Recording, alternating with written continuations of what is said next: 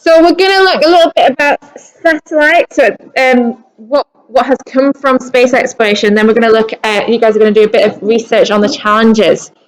So the benefits of space exploration. So one of the benefits of space exploration, one thing that's come from space explorations is the discovery, well, not the discovery, the manufacture of satellites. So information from satellites has significantly improved our understanding of planet Earth. And obviously satellites have to be in space to be orbiting the Earth. So a satellite, the definition of a satellite is a small body that orbits around a much larger one. So any small body that orbits around a much larger one due to the gravitational forces acting between the two. So anything that orbits, you could have a satellite potentially. So anything that orbits, any small object that orbits a bigger one. The greater the radius of the orbit of the satellite, the greater the period of the orbit. Obviously, because if it's further out, it's got further to go around you. If it's quite close, so if you think about something going around your head, if it's quite close, it doesn't take as long. But if it's really out there, then it's got a longer distance to travel. So that's just a diagram of sort of the forces acting on. I know you've got a proper diagram in your booklet. Forces acting on satellites. So you've got the gravitational force pulling it towards the Earth. And if there wasn't that gravitational force, I'm not talking other people. If there wasn't that gravitational force, it would just continue in a straight line because there's no frictional forces involved. So what happens is, because it's pulled towards the center of the Earth, it continues in sort of a circular path. Okay.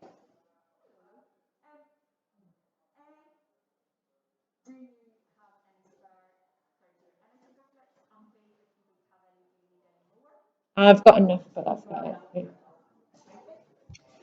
Okay, so in 1945, the science fiction writer Arthur C. Clarke envisaged reliable, continuous, long-distance communications around the Earth using a system of geostationary satellites orbiting the Earth. Okay, geostationary satellites are positioned above the equator with a radius of orbit that allows them to take 24 hours to orbit the Earth. So basically what they do is they appear to be stationary above a certain point on Earth.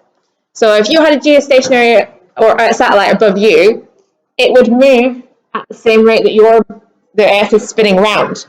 So it would seem like it's stationary above that point, but actually it's moving around the same rate as the Earth is moving around. So it takes 24 hours to orbit. So it kind of like looks like it's stuck at that one point and it's not moving, but actually it is moving, but at the same rate as you. So this means that they appear stationary above the same point on the Earth's surface. They are, of course, actually traveling in orbit very fast. However, the Earth is spinning on its axis below them, resulting in no apparent motion when viewed from the Earth. The required radius of orbit is about 42,000 kilometers, or an altitude of 36,000 kilometers above the center of the Earth. So 42,000 kilometers is including the radius of the Earth. Okay. So you do need to know what a geostationary satellite is. Okay. Sputnik, the first low orbit satellite, was launched by the Russians in 1957. So we've had them for quite a long time. And it took about until 1965 for the rocket technology to advance sufficiently to put the first commercial communication geostationary satellite, Intelsat-1, into orbit. And obviously now there's so many different satellites out there. There's actually probably going to become a problem at some point because there's so many satellites out there. Obviously SpaceX is launching quite a lot of satellites recently. So satellites are used in the following areas: communications, so around the world, audio-visual communication and transfer of data, weather forecasting, GPS, so finding your way on Google Maps, and environmental monitoring. So there are different things, different aspects to satellites and how they work. Obviously, these are manufactured, these are man-made satellites. You can get natural satellites. The moon is a satellite of our Earth because it's a smaller body moving around a bigger one, but that's a natural satellite, that's just naturally occurring. But these ones are man-made satellites. Okay. So So satellites are a huge benefit from space exploration. Okay, so obviously life would not be the same if we didn't have satellites out there, and they have come from being able to be launched into space. Okay, and you do need to be aware of benefits of space exploration like this. Another benefit is the research that is done in space.